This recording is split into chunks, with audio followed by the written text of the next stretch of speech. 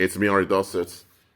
In the previous two videos, I discussed intelligence and wisdom. I elaborated on how intelligence alone, without any wisdom, can get you in trouble, sometimes even killed. Look, too often believers are blinded by smooth success. I'm addressing believers now. I know worldlings get blinded by it all the time, even though there are exceptions even in the world. I'm addressing believers now. Too many believers are blinded by smooth success. And here's the issue. Smooth success always looks suspicious. Okay, let me give an example to you. You are a barber.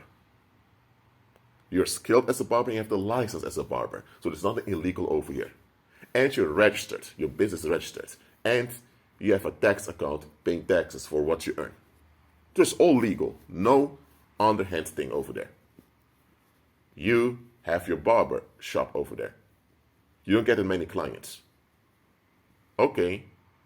So you hire some guys from the streets and you educate them. Those guys from the streets have ties to the streets, and before you know it, a lot of people from the streets come to your barbershop to meet, to socialize, and they end up paying you, and you cut their hair or trim their beard, whatever you do as a barber. You have more income. Because more income, you are able to go on an extra holiday this year. Because of that, you're able to do more fun stuff because, hey, you got more money. That's intelligence. That intelligence that you used triggered smooth success. But here's the issue. Those guys you hired and trained are still in the streets. They belong to the streets because they haven't been renewed internally. And all those associates from the streets are now also associated with your business. So let's say there's a conflict in the streets. One guy wants to shoot another, or stab one another. They all know their target goes to that barbershop. So your barbershop may become the target now of a stabbing or a shooting or a brawl, people fighting. Or even if this does not happen, outsiders will see that barbershop and have all those criminals or disturbing people coming over there. They're going to think, why are all those disturbing or criminal people going to that barbershop? What's going on with that barbershop? That's a legitimate question to ask. So now, even though you're not a criminal, even though the police is nothing on you because, hey, everything about your business is legal, your association, even if it's a business association, your association with those customers who are criminal or who are disturbing people, it's going to make you look bad. Let's say now you want to expand and they find out that your barbershop is the barbershop everyone talks bad about. Guess what? You get no business deal. Because when people get associated with you, they'll be associated with your reputation too. So, and if your reputation is bad because of this indirect association with those dangerous people, eventually everyone else that involves with you, their reputation is going to be tainted too, with financial and social consequences as a result. So now that smooth success you've obtained now works against you in the long run. Now, is there anything wrong to make money legally? Is there anything wrong with being financially prosperous in a legal way? Of course not. But just understand, just because it's possible or probable doesn't mean it's the best. And too often, it isn't just about finances. It's about sexual relationships also. It's about social ties. Too often, we're blinded by smooth success. Okay, let's give another example. Let's say you have someone that comes new to a neighborhood. They're always closed off. They never reveal much about themselves, always on their own, always mind their own business. And because of that, the result is nobody can complain about them because they're not bothering anyone. Some even say, that's the right way to be. Don't bother anyone, stay in your own lane, mind your own business, then nobody can complain about you. Okay. Several years later, someone goes missing across the street. And guess what? There are gossipers who are quite nosy in other people's affairs. They know what happened in the community. So the police talks to those gossipers, and the police gets a lot of information. Then the police talks to you. You who've been staying in your own lane, minding your own business, just doing you. And you know nothing that went on in the community. So then one of the police officers asks you, sir, how is it possible that you live in this neighborhood and you have no idea what goes on around here? How come you're so disconnected? Now, even if they can't label you as a suspect, you appear suspicious.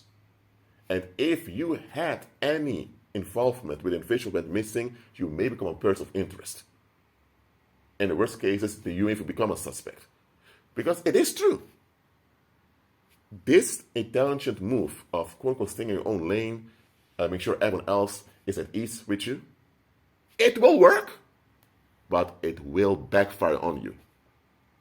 Am I saying you have to become a gossiper, being nosy all over the place? No, I'm not telling you to do that either. I'm telling you to be balanced and practical. Be balanced, flexible, and practical. That's how you ought to be. I know that takes effort. I know that takes some adaptation, but you have to do it. That's how you remain safe and sane. Now, the gossipers who are all into everyone's affairs, people are upset with them, people are annoyed with them. But here's the reason why the people never officially turn on the gossipers. Because the gossipers know so much about everyone. If something bad happens to a gossiper, it's going to make everyone suspect. And nobody in the world wants to appear suspect. When you appear suspicious, it's not going to work out well for you. Not even narcissists want to appear suspicious. Nobody wants to look suspect. Not even bad people want that. Because they know it's not going to be anything good. It's not something to be proud of when you look suspicious. Neither wicked people nor reprobates want to appear suspicious. So because somebody wants to appear suspicious, they have no choice but to put up with the gossiper. They may complain about them, be annoyed at them, but at the end of the day, the gossiper has a leverage over them because at least the gossiper is involved in knowing what goes on in their community. At least the gossiper is aware. At least the gossiper is able to indirectly warn people when something is bad. But then you have you. You're not involved. You stay to yourself. You want to be left alone. Even if you're not a narcissist, even if you're not selfish, it will make you appear narcissistic. It will make you appear suspect. And that's going to work against you. But how often in the world doesn't it happen that we are praising those people who stay in their own lane? Such people are praised in the world. And guess what? When things go wrong, it's those same people who stay in their own lane that are the ones becoming suspects, or they're the ones that we turn on. So look, just because something is intelligent and it brings forth results doesn't mean the results are worth the consequences. Look, let's say now you have a best friend. Or maybe not a best friend, but someone you're on good terms with. And one day she shares with you, hey, look at this guy, I met him. He's so amazing. You want to look at the guy. You see a picture of him, you feel a bit off. You meet him and your inner radar goes off. And you notice a lot of red flags about the guy as an outsider. And you can think, you know what? Let me tell the full truth to my friend.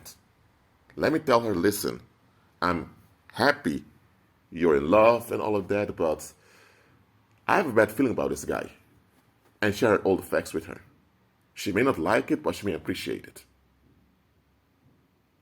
Now you can do that. But hold on. Look at her condition. Okay? Look, when you are involved with someone, you often don't notice certain things about them. Just think about this. How come you noticed those red flags and she didn't? How come all the things she says about the guy is how amazing he is and all the other good things? That's a red flag about her. That she didn't notice anything off with the guy. Now, what you can do is hint to her that some certain things are a bit off. For example, you may tell her, well, the guy is amazing indeed, but have you noticed he is often talking about himself often? Have you noticed that he barely has friends? I mean, that's a bit off. I mean, you can just hint to her, okay, there are some things that appear a bit off. If she takes heed to what you're saying and realizes, you're a bit true, you're a bit true with this, okay. But if she brushes off, whatever, then stop talking. Stop talking. You already hinted to her that something is off. You already gave her subtle warnings to watch out. Let's say several weeks later, you go to your Instagram or your Facebook, or maybe you don't have social media, but you find out she blocked you or unfriended you. She doesn't answer your calls anymore. You said hi to her in the street, she kind of walked away. Or she said hi, talked to you, and left. She limited contact and she broke all contact with you. Now you think, huh? What just happened? You're shocked. Now let me tell you what just happened. She was always escaping. You just didn't notice it because you were involved with her. Now that this friend of yours has found what she perceived her ultimate escape, the answer to all her struggles, so-called, now she acts out what she is without restraints. So now you see that she has been a coward all along. You didn't notice that before. So when she became so infatuated with this guy, without noticing any red flags, or by brushing off red flags, that was a red flag about her. You were focused on the guy, because you perceived your friend or best friend to be a good-hearted individual who was just being misled. But now you need to admit or dawn a minute. Something's wrong with her. I need to pay attention to her too. And here's the thing. Anytime you warned her or gave her hints, she told that guy about it. And that guy even filled her with lies about you. And she got along with it. Listen. In this case, use wisdom. If that individual, him herself, does not want to face the red flags, that's something disturbing about them. That means you're at risk of being involved with them. Forget the guy or the girl or, the woman or the man, whatever they keep talking about, the one they're infatuated with. Look at them. What's up with them that they don't notice obvious things about the other individual? And that's what I mean. Too often, we look at the smooth success. And in this case, if you would have been completely honest with your best friend or friends, it may have backfired on you. At the same time, if you would have kept your mouth shut and complied without hinting anything, you'll be collaborating with the situation. Collaborate with the situation may keep the friendship going. You may be at the wedding and all of that, but when it turns ugly, you're part of it. Look, there's nothing wrong with having prosperity in whatever area of life. But there is something wrong with blind prosperity. What I mean with blind prosperity is when we don't check the roots of the prosperity. I mean, a lot of people think, you know what, to get money, you have to work. You need to find a job. Okay, how did the employers get the money? Or they borrowed it from banks. Or they already had the money from an investor. How did investors get the money? A lot of people don't go to the roots. Where's the money coming from is printed by the government. Okay, so how come the government prints the money, but only certain people have a lot of the money? And now you need to work for it. Why does the government print the money and distribute it equally to everyone according to their needs? Why do you have to struggle to get it? A lot of people don't examine things. And because they don't examine things, they are blinded when things go smoothly. No, stop doing this. Do not fall for blind prosperity. Anytime anyone or a group of people are prosperous, it must be obvious what the root of their prosperity is. I mean, if you see a guy driving a nice car, the car costs $300,000. What's going through your mind? How did he get the car? Now, if he got an inheritance from a relative that died, okay, that can be an explanation. Or he has rich parents, you can say, oh, you can say he has rich parents. But let's say he's from the hood. He has no education and no job and drives a car like that. How was he able to get that car?